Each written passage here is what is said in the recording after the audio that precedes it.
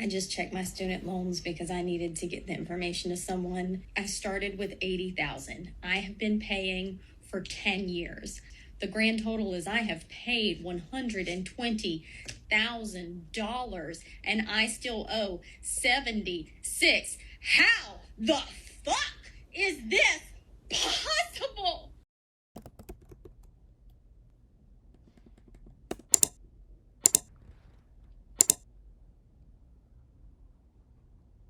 I tried to help my niece get a place about 6-8 months ago, something like that.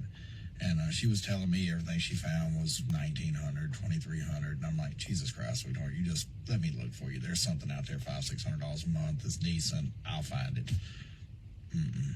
There's not.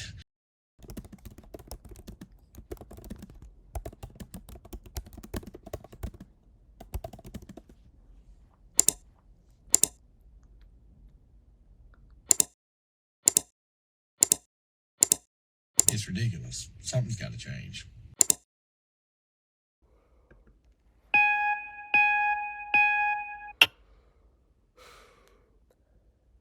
So, I'm going through a little bit of a crisis.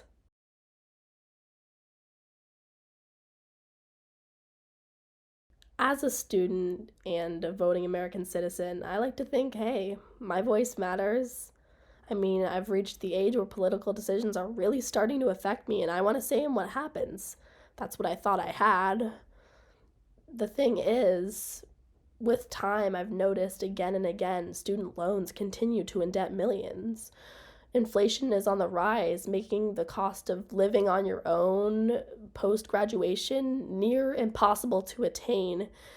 And climate change is continuing to be ignored by our government. I mean, I don't think I'm alone in that I feel underrepresented. I think that many other students and young people in general feel the same way as me. Now, this crisis, although slightly soul-crushing, it's kind of lit a fire under me. And I'm on a mission to find a glimmer of hope in this sea of dread and uncertainty. As part of my mission, I wanted to see if fellow students shared the same mindset as myself. So I traveled a couple minutes down the road to my very own college campus at the College of New Jersey, with the goal of asking students a couple of questions. First, I asked TCNJ students, do you feel heard as a student by our school system and even our government? I feel like more or less, yeah. I guess it depends. I think it depends on where you are at the school. I know with my major, I always feel heard and I feel valued. But I've been in different places on campus, like my previous major, where I didn't really feel value at all. I would actually have to say not really, because the truth is that especially for certain people, let's say a Black woman, like it can be really difficult, especially since we are so overlooked and underappreciated and not as seen enough as we should be. I would say that that right there needs a little bit more work. No. If you have any views that are not like as close to the center as the main parties are, you're out of luck. Although it did help me that many of the students I interviewed shared a similar mindset as myself, it further solidified the disheartening fact that powerful institutions like the U.S. government are not listening to students and young people in general. There is, however, a silver lining to all of this: the freedom of press. Freedom of press is one facet that the U.S. was built on, and it allows anyone, no matter the sex, gender, race, class, or general social standing, to have a voice. I've known the importance of student voices being a student myself, but once again, I needed a second opinion. So I asked the same TCNJ students, why are student voices so important? Well, student voices are important because they're what make up the campus. I mean, our voices are just as important as the faculty's or anyone else's. We're the ones who have to deal with everything for longer. Like, of course the voices of those who are older are still important. Like, there are specific issues that face like elderly individuals. However, feels bad to say it, but we have to live here for a longer time from now. Because it gives us a chance to make a future better, future brighter for other students that are coming in. We need to make a safe environment for everyone, because if not, then they're not going to feel like they belong, which is important. In the school aspect, the students are the ones that are here to learn. So making sure that they're heard helps you shape your future, like classes and academic curriculum based off what students need instead of like what you think they need. So it really helps with making the school also like more valuable in a way. So Well, I feel like for like student voices, like we're the ones going here, we're the ones paying for it. Like I feel like the college should just do everything they can to like listen to our needs. And then the last question I wanted to ask you is, have you heard of TCNJ's The Signal?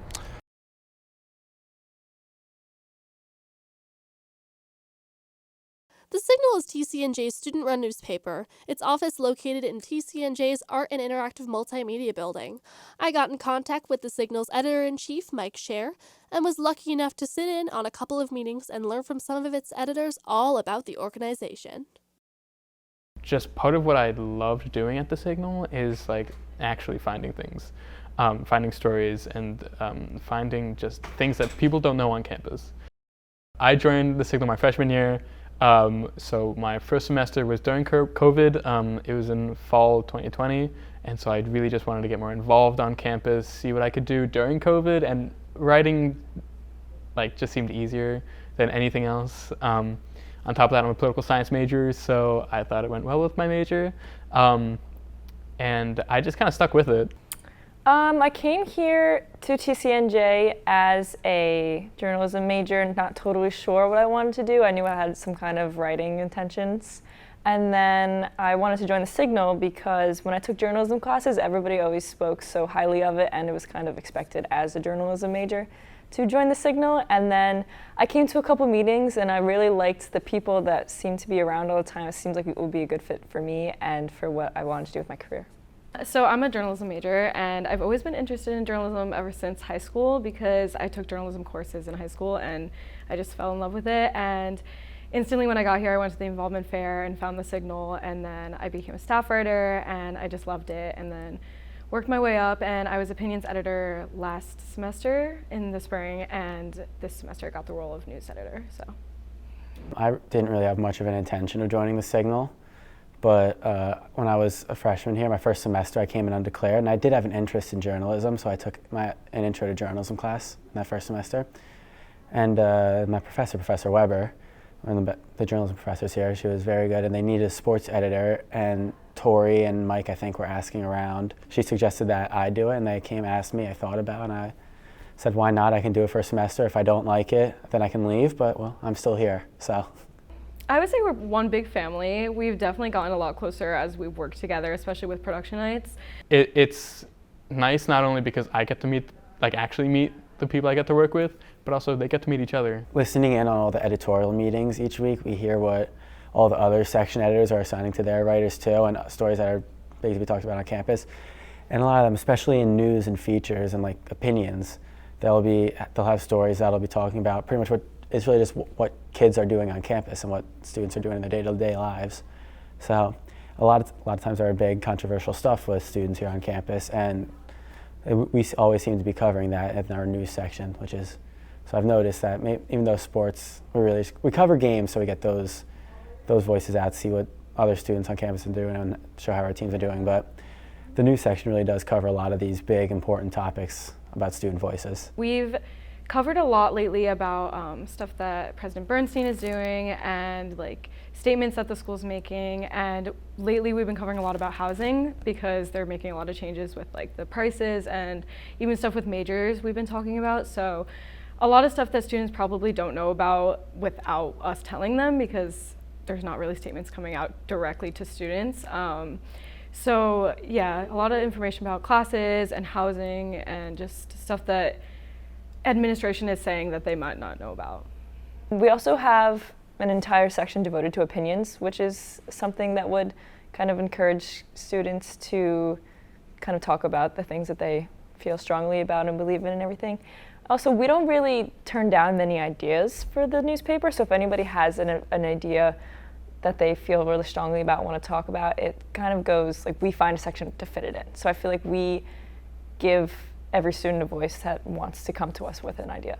I've been pushing a lot of, at least this semester, a lot of interaction with other student newspapers, not only in New Jersey, but across the country, trying to get like other student perspectives on things.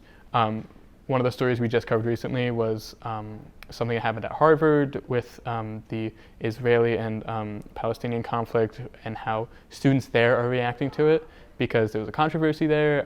We've covered things at Rutgers, we've covered things at Michigan State University, at UNC Chapel Hill when there's unfortunately a shooting earlier this semester we covered, citing a lot of the student newspaper articles that were published soon after that.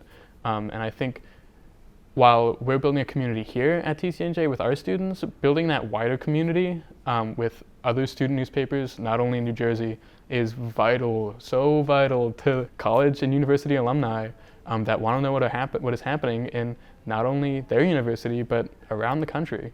Even before just this semester, when I was just a section editor or a staff writer, long before that as well, I found myself being very reserved. I would not say my opinion. I would not verbalize what I was thinking at all, you know. I remember way back in, oh God, it was 2020, I suppose, during the Black Lives Matter protests, I really wanted to go to a protest in my area, but I was scared because not because I was afraid that people would see me there. I was afraid to like speak up kind of thing. And I mean, the student newspaper here has changed that entirely for me. I've become so much more outspoken about what I believe in, what I think should and shouldn't be, especially here on campus, but also like nationally. Even my professors could probably tell that it's changed a lot in me.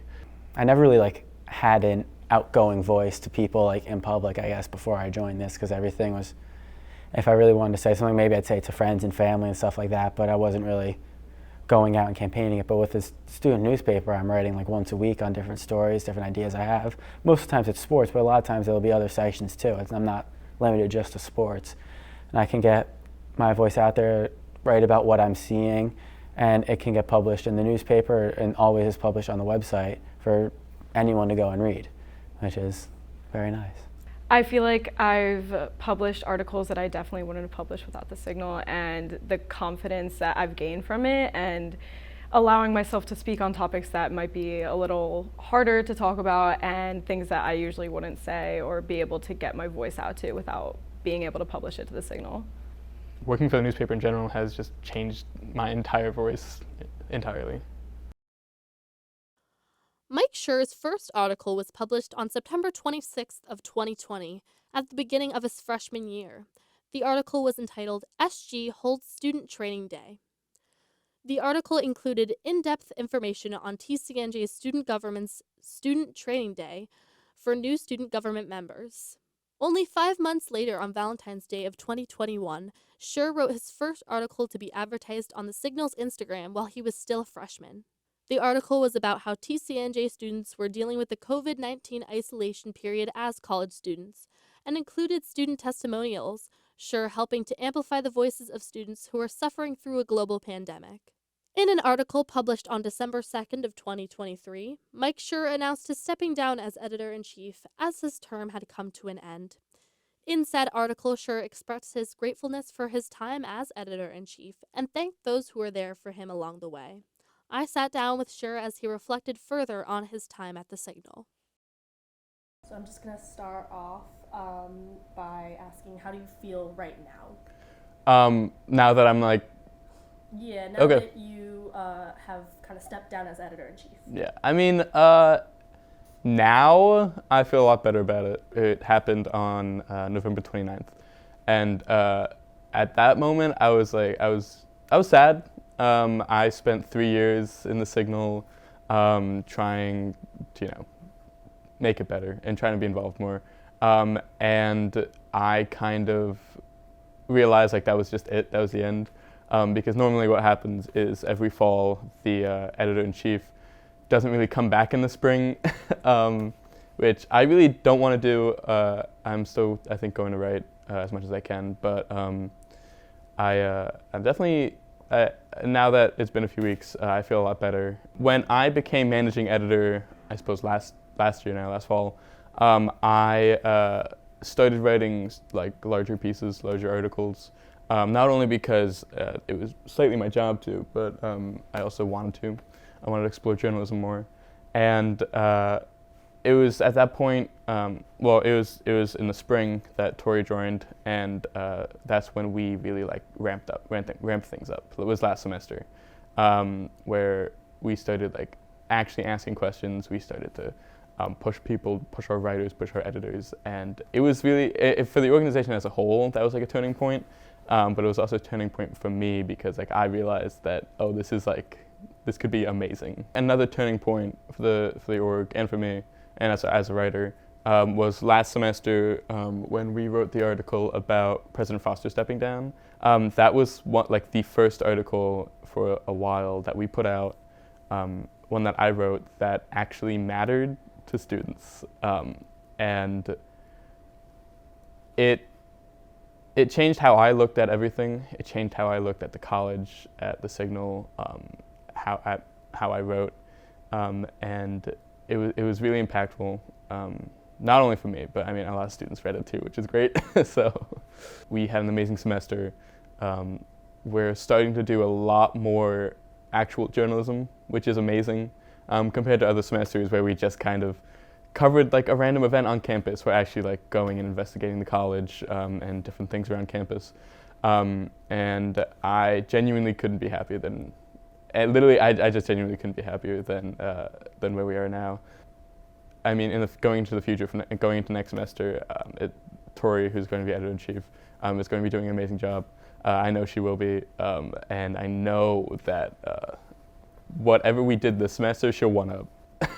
And I couldn't be prouder of that, yeah.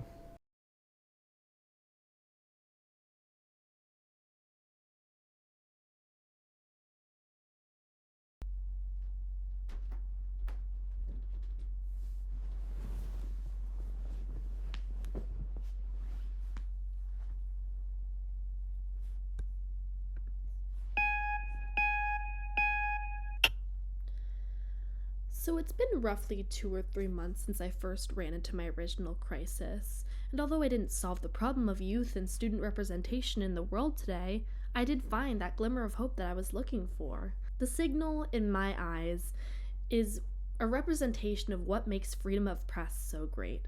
Although the organization is on a smaller scale within a school institution, it's still giving students the chance to speak up and make their voices heard within an institution, which is a great first step. So I want to issue a personal thank you to the Signal and its staff members. Thank you for not only being a part of my silly little project, but also thank you for giving me some hope for the future and giving a voice to generations who feel unheard and creating that space for future generations to feel comfortable enough to speak up. Thank you so very much from the bottom of my heart.